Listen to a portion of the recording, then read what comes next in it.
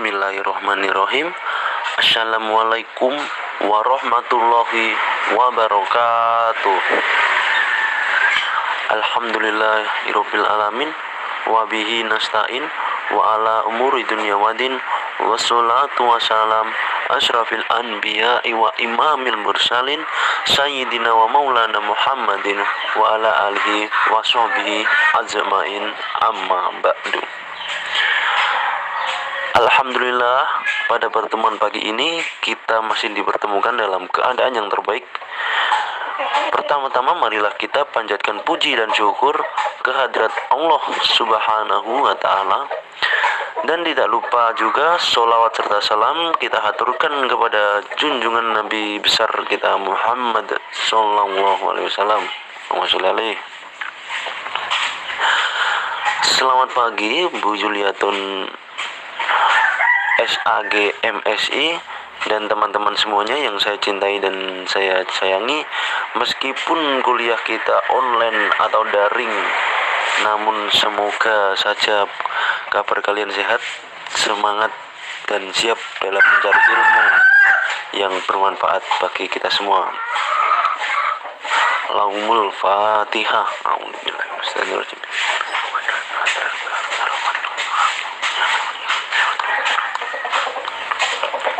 Baik, langsung saja, tidak perlu lama-lama, kita mulai perkuliahan pada kali ini dengan membaca dan memahami PPT serta menyimak video dari kita ini. Bagi yang belum mensubscribe, tidak perlu mensubscribe, gak apa-apa. Yang paling penting kalau ada yang belum dipahami dan perlu ditanyakan, silakan didiskusikan dan ditanyakan. Nanti kami akan jawab semampunya, dan apabila ada yang kurang bisa dilengkapi atau ditambahi oleh Bu Juliatun SAG MSI. Silahkan saya lanjutkan. Jadi di sini pengertian nafsu, syahwat, dan hawa. Yang pertama, nafsu secara bahasa berarti jiwa atau ruh, ya, mata yang jahat, jasad, diri seseorang, hasrat, dan kehendak. Dalam KBBI, Kamus Besar Bahasa Indonesia, nafsu ialah keinginan kuat, dorongan hati untuk berperilaku kurang baik, amarah, panas hati, dan meradang. Di sini kalau syahwat secara bahasa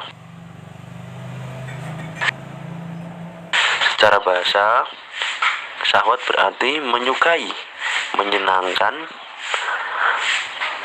sedangkan secara istilah adalah kecenderungan seseorang dalam kepada apa yang dikehendaki atau diinginkan.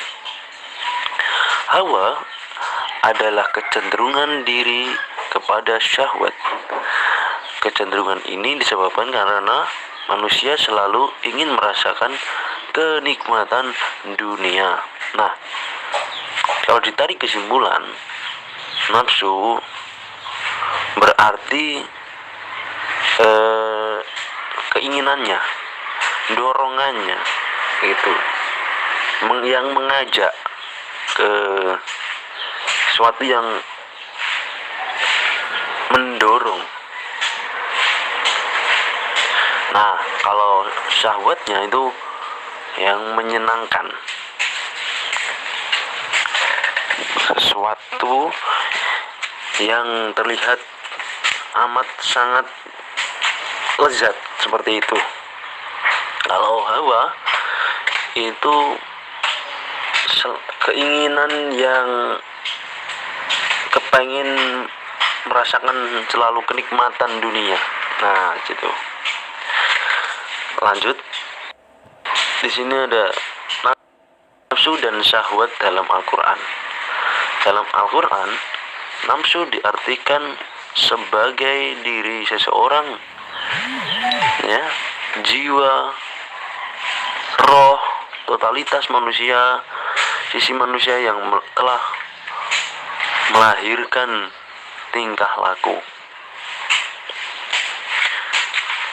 Syahwat dalam Al-Quran digambarkan sebagai berikut: syahwat terhadap keinginan, syahwat terhadap pemikiran, dan syahwat terhadap kelezatan. Baik, terima. Jadi itu semua hawa nafsu syahwat, kalau saya artikan sendiri, menurut saya pribadi adalah seperti perhiasan. Nah, perhiasan tersebut harus kita pakai di waktu yang tepat agar kita tidak dolim ya. Seperti contoh misalnya perhiasan, kalau dipakai di waktu yang tepat, nah itu adalah perilaku yang baik. Nah, kalau perhiasan seperti di rumah itu kan untuk suami atau untuk istri bagi suaminya. Nah, untuk bagi istri bagi suaminya. Nah, kalau yang buruk memakai perhiasan saat di sawah atau di saat di tempat-tempat yang kotor, nah, itu kan adalah sesuatu yang tidak baik. Maka seperti itulah syahwat, hawa nafsu. Jadi kita itu pandai-pandai dalam memakainya. Nah, tidak semua kita itu memakainya di tempat-tempat tertentu, hanya seperti itu. Sama hawa nafsu syahwat itu seperti itu. Kita kan memang butuh makan, minum lah, itu kita pakai. Ya, seperti itu. Terima kasih dari saya. Selanjutnya akan disampaikan oleh Arik Lida Lutfiani. Kepadanya saya persilakan. Selanjutnya saya akan menjelaskan poin kedua dan ketiga. Poin kedua yaitu perbedaan syahwat, nafsu, dan hawa. Pada dasarnya syahwat, nafsu,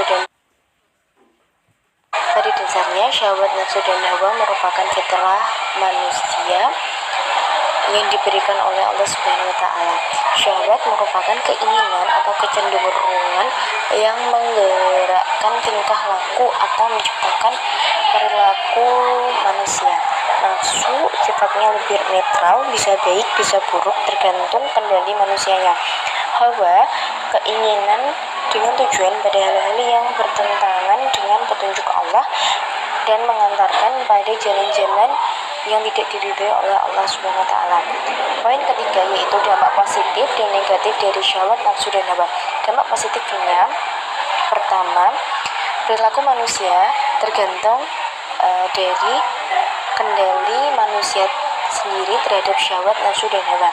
Yang kedua, syahwat, nafsu, dan hawa bisa mengantarkan manusia pada kemuliaan dan bisa mengantarkan pada kehinaan. Yang ketiga, syahwat, nafsu, dan hawa merupakan potensi yang diberikan pada manusia oleh Allah Subhanahu wa taala untuk dikelola dengan baik dan benar. Yang keempat, syahwat, nafsu, dan hawa merupakan agen penggerak terkuat yang ada dalam jiwa manusia. Yang kelima, syahwat, nafsu, dan hawa merupakan pergumulan internal dalam jiwa manusia. Dampak negatif dari syahwat, nafsu, dan hawa, pertama yaitu bisa mengantarkan pada kehinaan di mata Allah Subhanahu wa taala.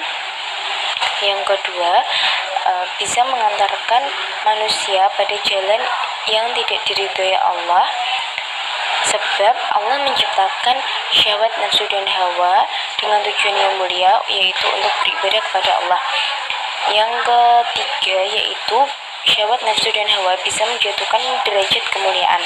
Yang keempat, syahwat, nafsu, dan hawa sekarang ini semakin diumbar dan manusia tidak memiliki rasa malu terhadap Allah atau sesama manusia. Yang kelima, syahwat, nafsu, dan hawa menjadi penyebab munculnya berbagai macam bala dan bencana. Yang keenam, syahwat nafsu dan hawa yang tidak dikelola dengan baik dan benar akan menyakiti wali-wali Allah, Rasulullah, dan Allah sendiri. Yang ketujuh, syahwat nafsu dan hawa menggiring pada kekafiran dan kejahatan. Assalamualaikum warahmatullahi wabarakatuh. Di sini saya akan menjelaskan poin yang keempat, yaitu dinamika kepribadian dalam perspektif Islam. Di sini disebutkan ada 8 kepribadian dalam perspektif Islam. Yang pertama ada kepribadian amarah, yang kedua ada kepribadian lawamah, yang ketiga ada kepribadian mutmainnah, yang keempat ada nafsul musawalah, yang kelima ada nafsul mulhamah atau nafsul sofiyah, yang keenam ada nafsul radiyah, yang ketujuh ada nafsul mardiyah, dan yang terakhir ada nafsul kamilah atau nafsul baqiyah. Di sini saya akan menjelaskan satu persatu pengertian dari 8 nafsul yang ada. Yang pertama, nafsul amarah. Nafsul amarah adalah suatu kepribadian yang cenderung pada tabiat jasad dan mengejar prinsip-prinsip kenikmatan. Kepribadian amarah mendominasi peran kolbu untuk melakukan perbuatan-perbuatan yang rendah sesuai dengan naluri primitifnya, sehingga merupakan tempat dan sumber kejelekan dan tingkah laku yang tercela. Kepribadian amarah juga merupakan kepribadian yang dipengaruhi oleh dorongan-dorongan bawah sadar manusia. Dan kepribadian amarah itu dapat menjadi kepribadian yang lebih baik apabila telah diberi rahmat oleh Allah, dan diperlukan latihan khusus untuk menekan daya nafsu dari hawa, seperti kita menjalankan puasa, sholat, dan berdoa.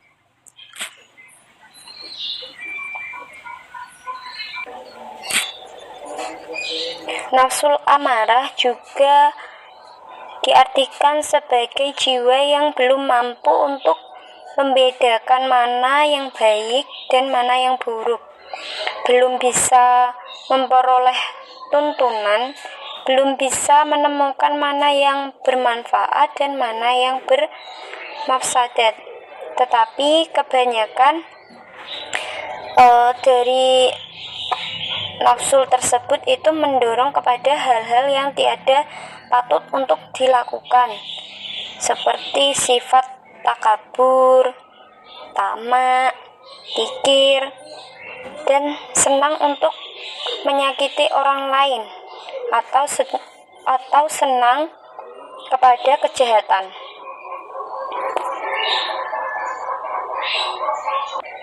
Selanjutnya yang kedua, yaitu nafsul lawamah atau kepribadian lawamah. Di sini diartikan sebagai kepribadian yang telah memperoleh cahaya kolbu, lalu ia bangkit untuk memperbaiki kebimbangan. Dan upaya-upaya tersebut kadang tumbuh perbuatan yang buruk yang disebutkan oleh waktu gelap.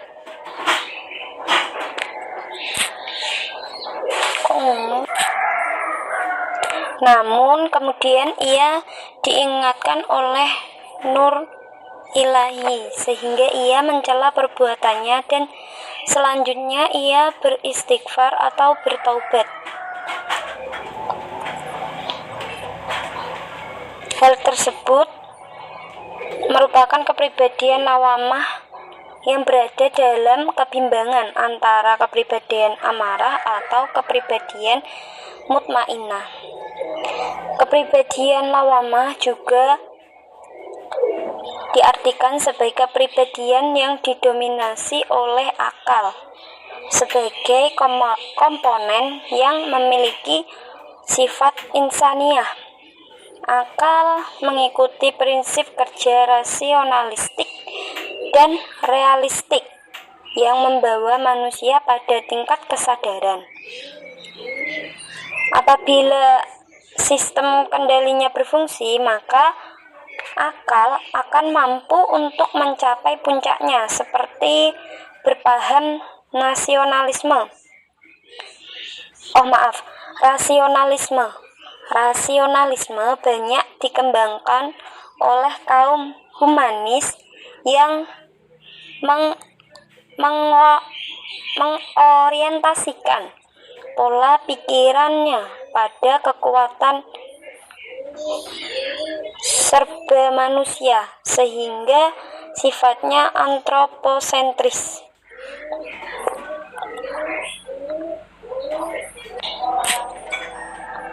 Nafsul lawamah adalah jiwa yang telah mempunyai rasa insaf atau penyesalan sesudah melakukan perbuatan yang melanggar.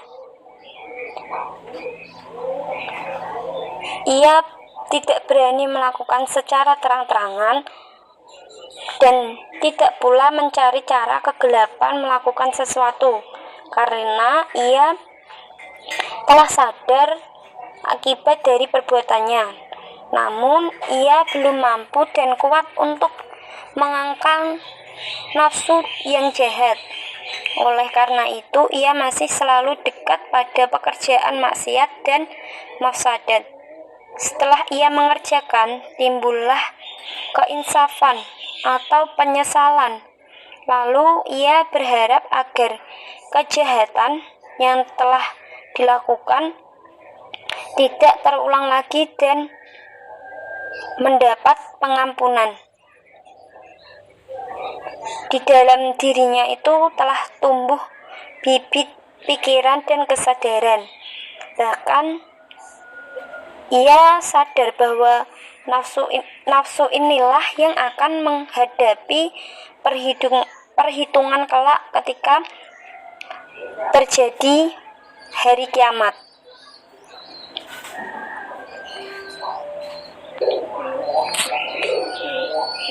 Yang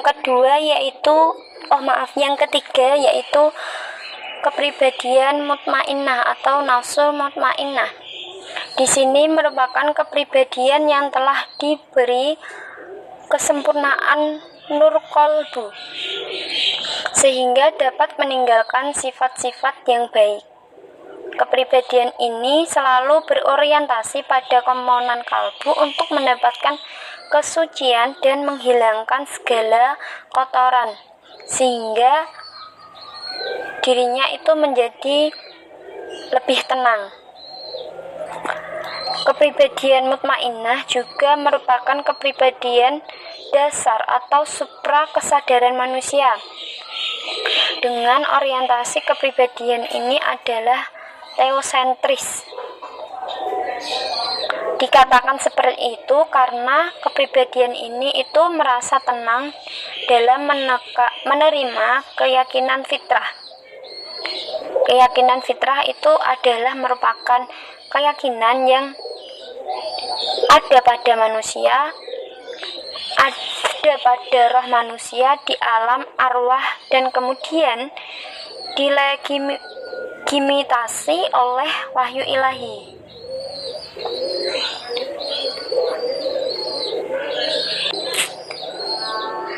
Nafsul mutmainnah adalah jiwa yang telah mendapat tuntunan dan pemeliharaan yang baik.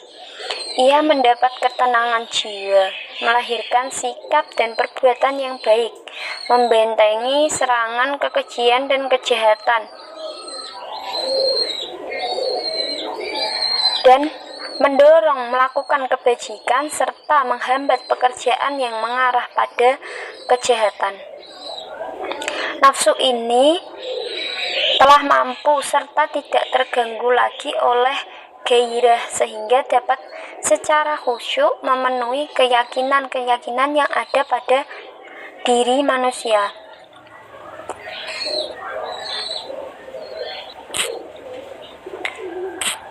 Yang keempat, ada nafsul musawwalah. Nafsul musawwalah merupakan jiwa yang telah dapat membedakan mana yang baik dan mana yang buruk, walaupun ketika ia mengerjakan yang baik itu sama melakukan yang buruk. Ia melakukan perbuatan yang buruk tetapi tidak berani terang-terangan. Melakukannya dalam keadaan sembunyi-sembunyi, karena pada dasarnya ia memiliki sifat malu.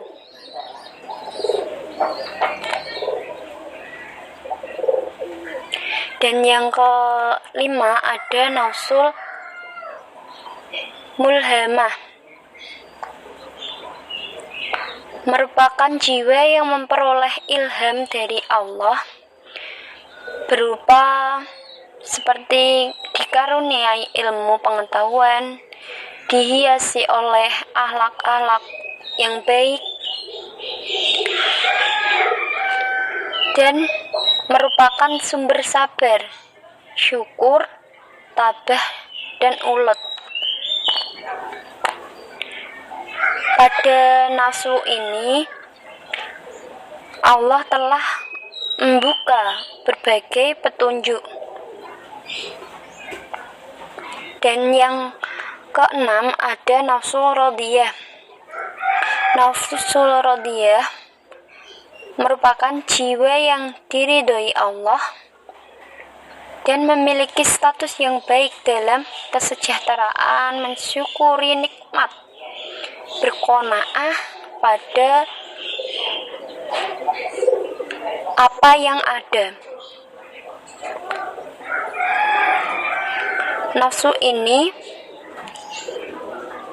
menjadikan seseorang itu ridho dalam melakukan segala perintah Allah dan secara ikhlas pula untuk menjauhi semua larangan-larangan Allah.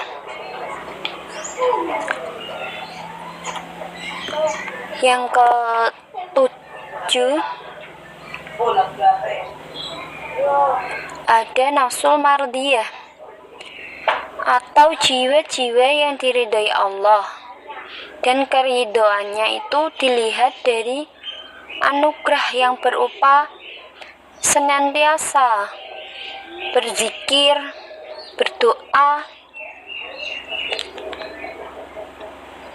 dan menjalankan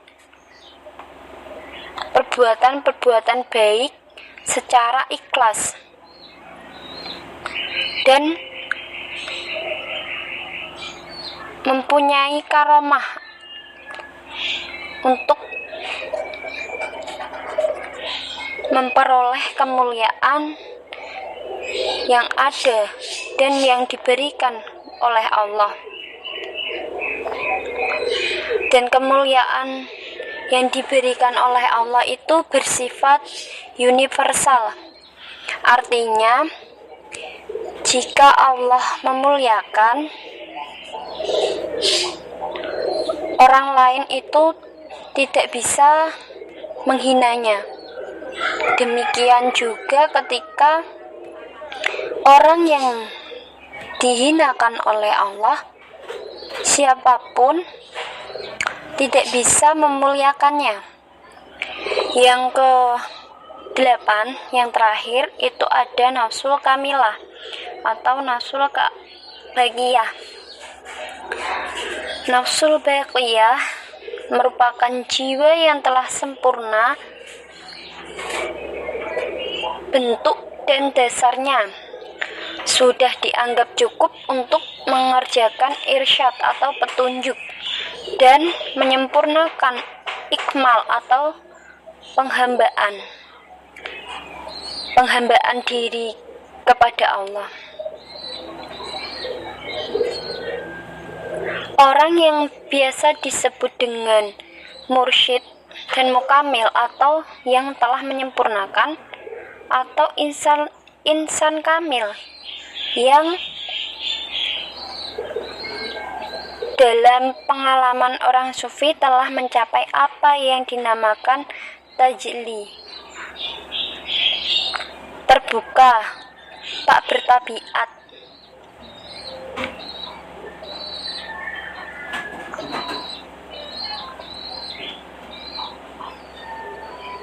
Dalam jiwa seseorang tersebut sudah diartikan sebagai orang yang sudah dekat dengan Allah. Bahkan ia memiliki rasa sudah menyatu dengan Allah.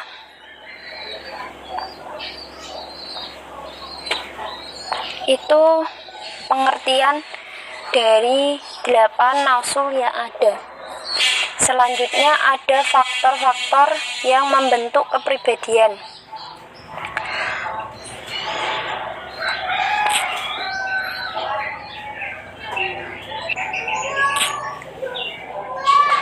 Yang pertama, faktor-faktor atau aliran empirisme, atau disebut juga dengan environmentalisme, yaitu suatu aliran yang menitik beratkan pandangannya pada peranan lingkungan sebagai penyebab tingkah laku atau timbulnya tingkah laku. Jadi aliran empirisme itu aliran yang dipengaruhi oleh lingkungan. Yang kedua ada aliran nativisme, adalah suatu aliran yang menitik beratkan pandangannya pada peranan sifat bawaan dan keturunan sebagai penentu tingkah laku. Jadi kalau aliran nativisme ini aliran yang ada dan dimiliki sejak lahir atau faktor keturunan. Yang ketiga ada aliran konvergensi atau aliran adalah aliran yang menggabungkan dua aliran empirisme dan aliran nativisme.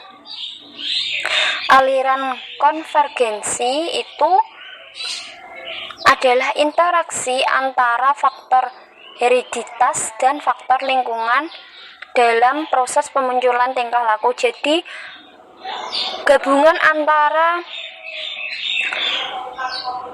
faktor keturunan dan faktor lingkungan yang menentukan itu dua faktor tersebut. Cukup itu. Terima kasih.